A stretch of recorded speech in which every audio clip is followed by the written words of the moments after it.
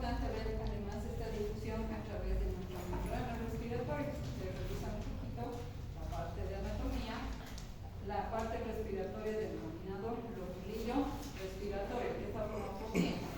Los alveolos, los conductos alveolares, los atrios y los alveolos, ¿no?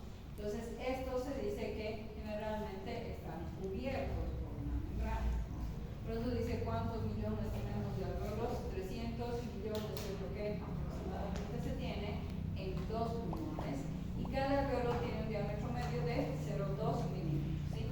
Estas paredes por eso son muy delgadas, y como se decía, hay una red casi sólida entre los capilares interconectados. Es esa a la que se podría decir que se llama la parte de mi membrana respiratoria, ¿sí? Por eso dice, es por donde va a ser el flujo de sangre que necesitamos.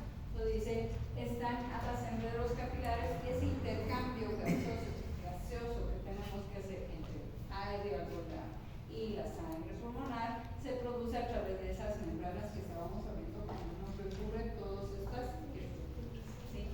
Que también, como se dice, todas estas partes, estas membranas, como están recubiertas, se conoce a esa membrana en una forma colectiva, yo he dicho, membrana respiratoria, también denominada membrana pulmonar, ¿sí? Porque vamos a hacer el intercambio.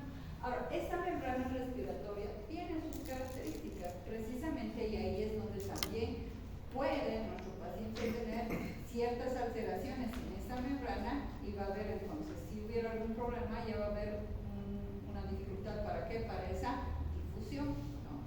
Entonces dice, la membrana respiratoria, que es una capa de líquido que contiene surfactante, ya sabemos para qué nos sirve el surfactante, que tapiza el alveolo, que reduce ¿qué? La superficie del líquido alveolar.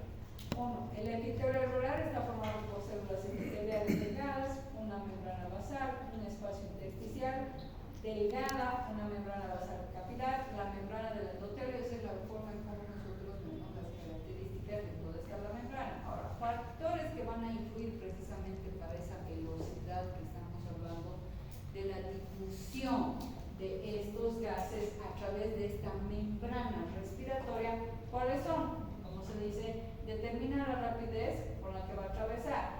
¿Qué sería? El grosor de la membrana. Otro sería el área superficial que tiene esa parte de mi membrana.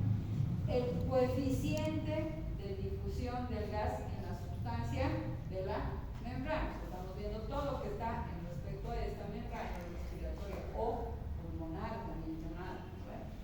La diferencia de presión parcial del gas entre los lados de la membrana. ¿Se acuerdan? Eso hemos hablado ayer. Que si hay diferencia en el uno en la comparación del otro lado, quien es mayor va a tener mayor predisposición, ¿cierto? Para poder atravesar, o menor dependiendo, ¿no? Porque va a ser ese gradiente, vamos a decir, de presión. Por eso dice, de manera ocasional se puede generar un aumento de este grosor de esta membrana respiratoria.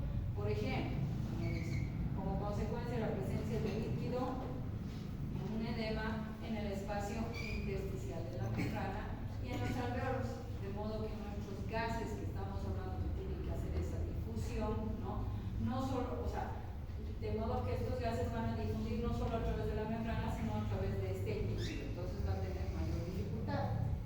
Un derrame pleural, ¿no es cierto? O sea, ya estamos hablando nosotros fisiológicamente. Si aquí ya va a haber un aumento o cualquiera de estas características a nivel de esta membrana respiratoria, voy a tener dificultad en esa difusión, ¿o no? ¿Sí? Va a haber un grosor también de esta membrana, lo mismo, ¿no? O sea, cualquiera pueden ser estos factores que van a influir. No vamos a decir al 100% no va a lograr pasar, pero va a ser mucho más dificultoso. Por eso dice factores que influyen en esta velocidad de esta difusión, ¿no? De los partes gaseosas. Como dice, algunas enfermedades pulmonares producen fibrosis en los pulmones, ¿sí?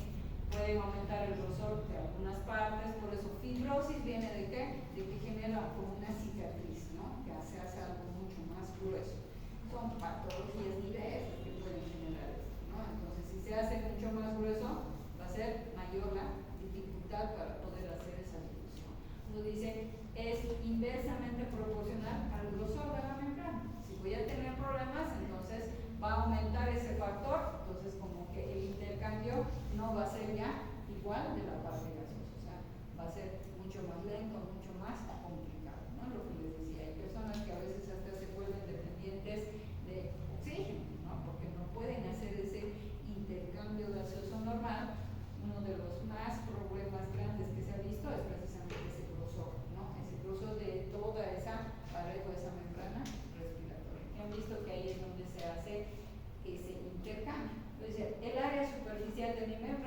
puede resumir mucho. Por ejemplo, primero habíamos hablado del grosor, el otro era el aire, ¿o no? También es otro factor, y aquí se refiere a eso. Por ejemplo, la resección de todo un pulmón reduce el área superficial a la mitad de lo normal, porque a alguien le pregunté, ¿verdad? Les dije, ¿puedes vivir con un solo pulmón? Sí, pero está reducido, ¿o no? Esa capacidad ventilatoria de su paciente. No digo que no, es como el riñón, ¿no? Hay personas que pueden vivir con un solo riñón, pero igual, muchos dicen, no, tu vida es normal, no, o sea, bueno, la cosa es que va a ser normal, pero tú te debes cuidar, ¿no? Un poco más de lo que normalmente tendrías que haberlo hecho, ¿no? La parte pulmonar lo mismo, a eso se refiere.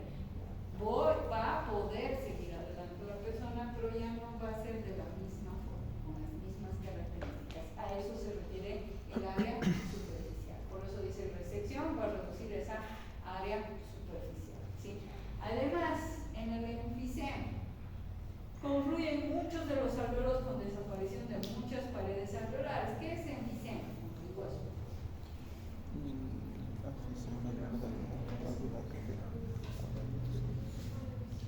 Cuando escuchen enfisema subcutáneo, ¿a qué se estuvieron refiriendo?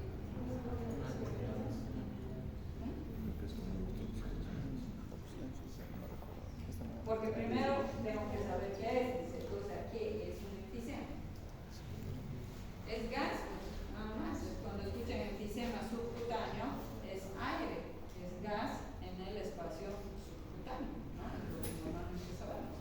Ahora, esto de el enfisema confluye en muchos de los alveolos con desaparición de muchas aguas, es cuando va a invadir ya demasiado más allá de esto el gas que tenemos, ¿no? Entonces, esa es la presencia de un enfisema. Las nuevas cavidades alveolares son mucho mayores que los originales, por eso de la membrana con frecuencia disminuye este 5. ¿Qué está diciendo? Que me está invadiendo mayores espacios con este tipo de gas, ¿sí? A eso se va, ¿no? Por eso digo un enfisema que me va a generar también problemas, ¿no? Nosotros hablamos, es como me está quitando espacios a alguien que debería tenerlo normalmente. Estos se han formado sin que, o sea, por algún tipo de patología o algún problema, se forman. Y estos van a formar mayores cavidades que los van a ir desplazando a los otros, ¿no? Entonces, eso, por ejemplo, sí nos va a generar una área igual alterada. O sea, cuando el área superficial total disminuye hasta aproximadamente un tercio, un cuarto de lo normal, de lo que normalmente vemos, ahí ya va a haber un deterioro más sustancial. Lo que les estaba diciendo, si va a haber algún efecto que le va a quitar espacios, si yo tenía esta área para poder moverme, entonces ya voy a tener menos, ¿no? Entonces, por eso sí afecta. Por eso decíamos, uno, hemos visto el grosor, que ya está evidente que la difusión va a ser más complicada. Otro, el área superficial, que igual no le va a dejar trabajar de una misma manera, ¿no? Porque va a ser invadido. Por eso dice deterioro sustancial de intercambio, ¿no es cierto?, de estos gases a través de la membrana.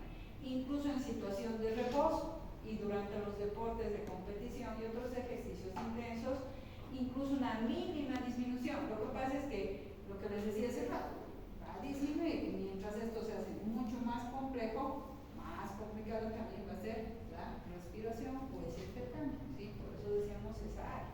Ahora, esa capacidad de difusión de esta membrana respiratoria, acuérdense de lo que he dicho, ¿dónde está esa membrana respiratoria? ¿Cierto? Está en todos estos puntos importantes respiratorios.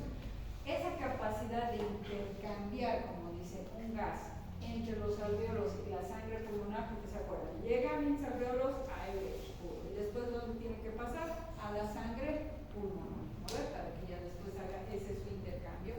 Esto un poquito se expresa en términos cuantitativos, como dice, por la capacidad de difusión de mi membrana respiratoria, que se define como el volumen de un gas que difunde a través de la membrana en cada minuto. Esa diferencia parcial es de 1 milímetro de mercurio. Aquí solamente nos está mostrando cómo es esa capacidad que va a tener, ese volumen que va a poder pasar de la parte de mis alveolos hacia la parte de mi sangre pulmonar, ¿sí? Lo que normalmente vemos como parte de capacidad de difusión. La capacidad entonces de difusión de mi oxígeno, por ejemplo, como dice, un hombre medio, la capacidad de difusión del oxígeno en condiciones de reposo, miren cuánto es,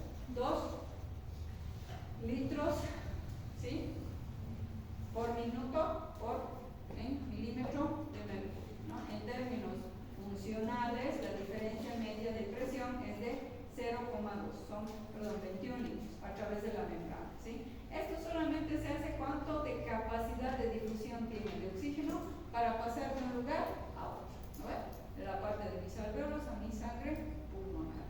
Esas mediciones, bueno, es lo que se tratan de ver, de cuánto más o menos tengo de oxígeno en un espacio determinado, pero cuánto se difunde a través de esa membrana respiratoria. ¿Qué quiero llegar? Si esa membrana respiratoria va a estar fallada, como hemos ido viendo, grosor, áreas, o vamos a tener otro tipo de problemas, esta capacidad va a disminuir. Por tanto, lo mismo va a generar una disminución de oxigenación en todo nuestro sistema, porque después a dónde va a pasar, a nuestra circulación en una forma general, ¿no? Entonces eso ve. Ahora, el aumento de la capacidad de difusión durante el ejercicio, y eso hemos hablado hasta en flujo sanguíneo, ¿se acuerdan? ¿Cambia o no cambia? Cambia, ¿no? O sea, ya va a haber una alteración en esto. Por eso dice muy intenso. Cuando hay un ejercicio muy intenso u otras actividades que van a aumentar, ¿qué cosa? Porque cuando yo hago ejercicio, ¿qué aumenta? El flujo sanguíneo, ¿cierto? ¿Por qué? Porque voy a generar una vasodilatación, por tanto se van a abrir estos vasos, va a haber un mayor aumento de esa circulación, ¿no? Entonces por eso dice aumenta ese flujo sanguíneo pulmonar, por tanto la ventilación alveolar. La capacidad de difusión de oxígeno, por ejemplo, va a aumentar en los hombres jóvenes hasta un máximo de 65 ml. ¿Cuánto era lo normal? 21 ml. Entonces miren cuánto llega a aumentar. Claro, cuando se hacen ejercicios mayores, y es lógico por la circulación, ¿verdad? Lo que ya hemos dicho que llega aparte es sí, todo va a ir haciendo circulación, oxigenación, ¿no? Por eso dice triple de la capacidad en reposo. Este aumento, dice, puede estar producido también por generalmente varios factores. O sea, ¿por qué aumentaría? Porque ya hemos hablado de alguna manera. ¿Qué se genera? Vasodilatación. A eso se llama la apertura de muchos capilares, ¿no? Pulmonares que están previamente cerrados, o la dilatación adicional de capilares ya abiertos, o algunos que están un poco más delgaditos, pero van a dilatarse más, ¿no? A eso se refiere. Aumentando de esta manera el área de superficie de la sangre hacia la que puede difundir. Es como todo se va a empezar a abrir más. Entonces voy a tener mayor espacio para poder hacer la difusión de este oxígeno, ¿no? Eso es, ya si hemos ido repasando tanto de circulación, a veces el flujo sanguíneo, ya sabemos que es por eso, ¿no? Uno va a aumentar por eso. Un mejor equilibrio entre ventilación de los alvéolos y la perfusión con sangre, denominado ventilación, perfusión, lo mismo, porque va a haber mejor esa equilibración, ¿no? Voy a aumentar en ambos espacios flujo sanguíneo, entonces como les he dicho que mi área se ha aumentado de oxigenación, todo está más abierto, ¿no? Bueno, malo, bueno, ¿no? O sea, claro, evidentemente nos va a cubrir, porque si no, no pudiéramos, si nos correríamos, haríamos ejercicios intensos, no voy a desmayar porque no está pudiendo compensar, ¿no? Por eso llega a compensar de esta forma. Entonces, durante el ejercicio, la oxigenación de mi sangre aumenta, no solo por aumento entonces de ventilación alveolar, sino también por qué, por esa capacidad de difusión que estamos hablando, ¿no? De esta membrana para transportar oxígeno hacia la sangre, ¿no? A ver, si tuviera una persona anémica y se pone a correr por una urgencia que tuvo, ¿qué le va a pasar? ¿Qué creen? Mareo. Se va a marear. ¿Qué? Se va a marear. No va a compensar igual, ¿no es cierto? O sea, puede pasarle hasta que se puede hasta desmayar, porque ha hecho un mayor esfuerzo y no tiene pues esa capacidad de el flujo sanguíneo, no solamente es oxigenación, puede estar oxigenando. Una persona anémica no ni siquiera va a oxigenar bien, ¿o no? Porque precisamente, porque siempre hemos hablado, los glóbulos rojos agarrados de la mano de quién son, aparte de oxígeno, ¿no? Entonces por eso no va a poder, a veces hay lo mismo. Bueno, si estamos hablando de esa capacidad, sobre todo del aumento de ciertos ejercicios, entonces no lo va a poder hacer aunque quiera, ¿no? Y si ya hizo, se puede descompensar mucho más, porque no se siente que vas a poder refrenar,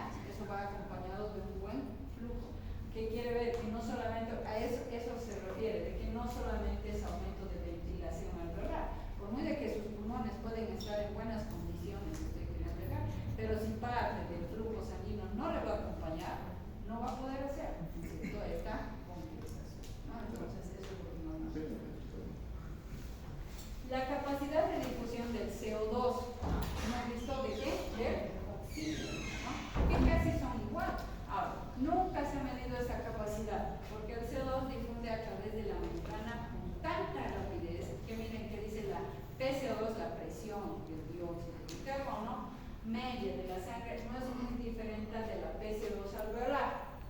Ahí les voy a hacer una pregunta. Si digamos yo quisiera medir una PCO2 en mi paciente, ¿cómo la voy a medir?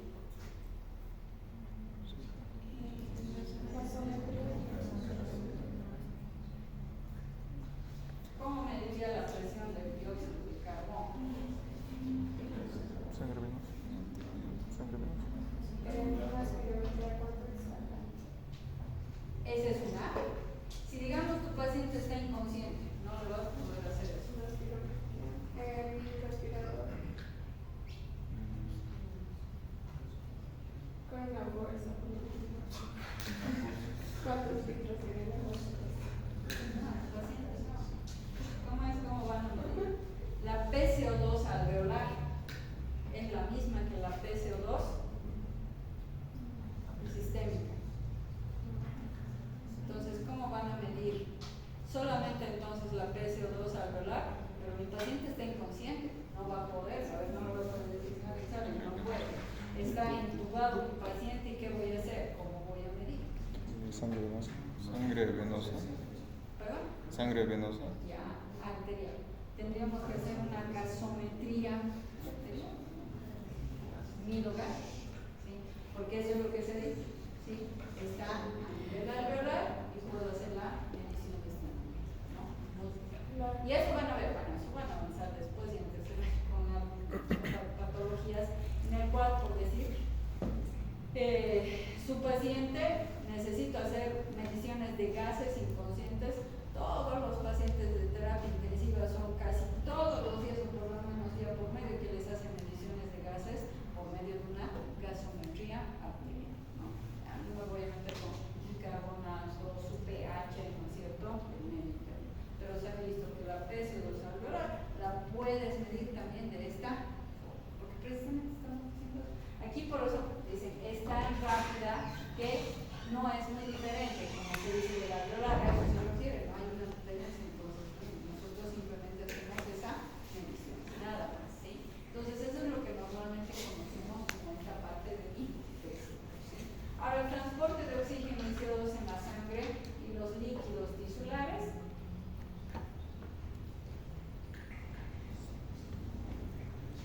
Esto es con la parte de la hemoglobina, cuando ya voy más allá, porque hemos hablado sangre pulmonar, ¿sí? Aire, alveolo, sangre pulmonar y después ¿a dónde? A nuestro todo sistema, ¿bueno? Toda nuestra circulación. El oxígeno difundido de mis alveolos a la sangre pulmonar ya hemos quedado ahí, ya hemos visto cómo, ¿no ves? Por difusión, ya hemos visto por medio de la membrana, que es lo que nos va a ir ayudando. Es transportado después hacia los capilares de los tejidos, combinados con quién? Con la hemoglobina. Esto es importante, como he dicho, que el paciente esté en condiciones de la parte de circulación de la cantidad de sangre, pues, ¿sí? Porque miren, por eso dice, hacia tejido casi totalmente con quién? Con mi hemoglobina. Sí es importante. La presencia de la hemoglobina entonces en nuestros eritrocitos permite que la sangre transporte de 30 a 100 veces, miren, más de oxígeno de lo que se podía transportar en forma de oxígeno disuelto en el agua de sangre. Eso es importante la hemoglobina, por eso decía, no solamente va agarrado del oxígeno, sino ya hemos visto, ¿se acuerdan eso? En sangre, ¿no ven? De la parte de la hemoglobina que sí es importante. En mis células de los tejidos, ¿no? Corporales, el oxígeno reacciona con varios nutrientes, porque ya sabemos que ya tenemos otros, ¿no es cierto? Ya en las células de nuestros tejidos, para formar cantidades de ¿qué? Grandes cantidades de CO2. Este CO2 entra en los capilares de mis tejidos y es transportado de nuevo hacia ¿dónde? Eso es el intercambio que hablamos, ¿no ven? ¿Se acuerdan? Entra el aire, alveolar, sangre pulmonar. ¿Dónde está haciendo el intercambio? Ya vemos, ¿no es cierto? En la célula de mis tejidos. Hacen su intercambio y ahora ¿quién tiene que salir? Por eso, damos oxígeno, eliminamos CO2, ¿sí? Ese es el intercambio. Claro, siempre queda una cantidad. Bueno, vamos a botar todo, total, porque si no, no tuviéramos que botar tampoco en el cuerpo, porque no tiene que ver, ¿no? O sea, tiene que existir una cierta cantidad, ¿no? ¿no? De oxígeno, de CO2. Entonces, eso es lo que pasa. El CO2, el dióxido de carbono, al igual que el oxígeno, también se combina en la sangre con sustancias químicas, miren, que aumentan 15 a 20 veces el transporte de CO2. No solamente con nutrientes, sino también que vemos que se va a combinar con ciertas sustancias químicas, ¿no? Que nos va a hacer que aumente 15 a 20 veces ese transporte de mi CO2, ¿no? Lo que normalmente vemos. El transporte de este mioxígeno de los pulmones a los tejidos y al organismo, porque en la primera parte hemos hablado todo, área hasta la sangre, pulmón. Ahora estamos hablando de mi sangre pulmonar hacia mis tejidos, ¿no? Por eso dice, ahora el oxígeno va a difundir de mis alvéolos a la sangre capilar pulmonar, porque la presión parcial del oxígeno en los alvéolos es mayor que la presión de oxígeno en la sangre capilar pulmonar. En los otros tejidos ya de mi cuerpo, una mayor PO2 en la sangre capilar hace que el oxígeno difunda hacia las células circundantes. Lo mismo que en el otro, simplemente vemos cómo se hace la distribución de este oxígeno una vez ya que ha pasado la parte pulmonar hacia nuestros tejidos de sangre, que va a ir haciendo transportes, intercambios con la energía, los nutrientes que puedan tener nuestros tejidos en diferentes lugares, ¿no? Nada más. Ese es el oxígeno que va a ir pasándolo de un lugar a otro. Por eso dice, por el contrario, cuando este oxígeno se ha metabolizado, ¿no? En las células para formar CO2, porque sabemos que hace, ¿no es cierto? Es inorgánico, ¿no? Hace ese movimiento de metabolización. La presión parcial del CO2 intracelular aumenta, lo que hace que el CO2 difunda hacia los capilares de nuestros tejidos. Después de que la sangre fluye hacia nuestros pulmones, el CO2 difunde de la sangre hacia los alvéolos. Se hace intercambio. Metabolización es como cuando hacemos con el ácido, ¿no es cierto? Hay hidrogeniones, se encuentran con la fase del oxígeno, se vuelven ácido clorhídrico o algunos se desglosan y se vuelve ya también en un bicarbonato en bases. Lo mismo. Estamos hablando que aquí, cuando llega a un espacio, como dice el oxígeno, se metaboliza y forma ¿qué cosa? CO2, ¿no es cierto? Y va a ser un aumento intracelular. Nada más ese es el intercambio y lo que va a ir pasando. Por eso dice así, el transporte del oxígeno y de los CO2 en la sangre depende tanto de la difusión como el flujo de la sangre, ¿no? En el otro más veíamos difusión neta, ¿o no? De oxígeno, ¿verdad? O sea, que pasaba por las membranas respiratorias. Aquí ya estamos viendo que va acompañado de quién más, del flujo, ¿verdad? Por eso dice difusión y flujo de mi sangre, lo que normalmente vemos. La difusión del oxígeno de los alvéolos a la parte de sangre.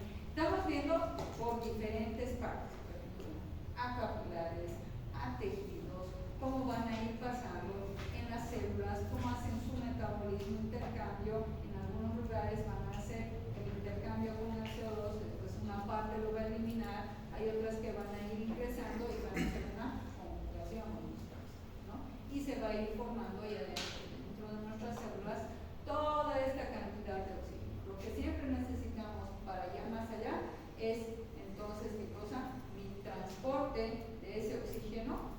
En algunos se acuerdan cómo era el transporte con el agua, algunos decíamos que eran afines, ¿no? En los líquidos, hay otros que son repelidos. Entonces mientras va pasando ya la parte de nuestra parte sanguínea, entonces aparte de hacer ese transporte mismo como tal del oxígeno por diferentes tejidos capilares, además ¿quién le ayuda? La parte circulatoria, ¿no? Y hemos ido viendo, por ejemplo, aquí en los capilares, que la presión del oxígeno gaseoso del alveolo es en promedio de 104. Esto es aquí como una medición de cuánto más o menos, ¿no? Eso es cuando nosotros vamos a hacer las diferencias o las mediciones de estas presiones, ¿no? Pero es un poquito más difícil, se utilizan dispositivos más especiales para hacer estas mediciones, ¿no? Son algunos catéteres o algo más simple como les he hablado hace rato, ¿no? Que se habla de las partes de mis gasometrías, ¿sí? Ahora, miren la captación del oxígeno por la sangre pulmonar durante el ejercicio. Captación, que ya hemos hablado. El cuerpo de una persona produce debido al aumento del gasto cardíaco durante el ejercicio, el tiempo de la sangre que permanece en el capilar pulmonar, estamos hablando, el tiempo se generalmente reduce hasta menor de la mitad de lo que vemos. Normalmente, sin embargo, debido al gran factor de seguridad. Eso es importante. ¿Qué es ese factor de seguridad? Ustedes han leído, díganme en qué consistía.